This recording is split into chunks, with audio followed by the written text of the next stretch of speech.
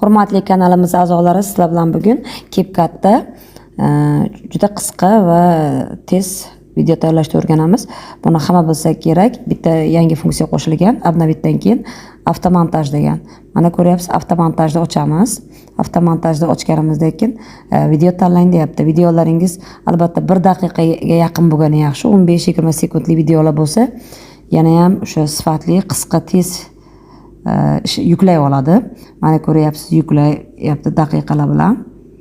Hammasini birlashtirgan holatda 100% bo'lgandan keyin pastda har xil o'sha shablonlar ochiladi. Shu shablonlardan biriga qo'yasiz. Shablonlardan biriga qo'yganingizda o'zingiz tanlab shu mavzuga mosini olasiz. Mana endi bolachalarning videosi bo'lgani uchun bolalarga mosini ochdim. Endi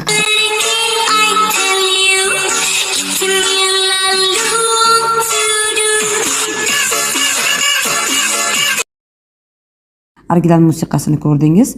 O'rniga shu boshqa o'zingizdagi musiqani, telefoningizdagi bor kerakli musiqani o'rnatsangiz ham bo'ladi.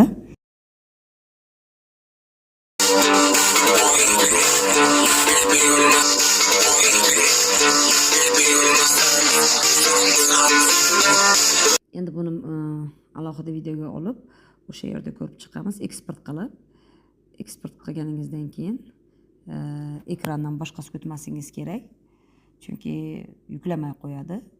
To'liq 100% bo'lguncha ekranni yopmasingiz kerak. Mana yuklanyapti. Endi bu yuklamani ko'rish uchun biz galereyangizga o'tasiz. Galereyani ochib ko'ramiz. Endi e'tibor bergan bo'lsangiz, bolachaning yuzi ochiq holatda biz uni yuzini to'sish uchun original telefoningizdan ham smile qo'ysak bo'ladi, CapCut'da o'zidan ham qo'ysa bo'ladi. Yuzini bekitgan holatda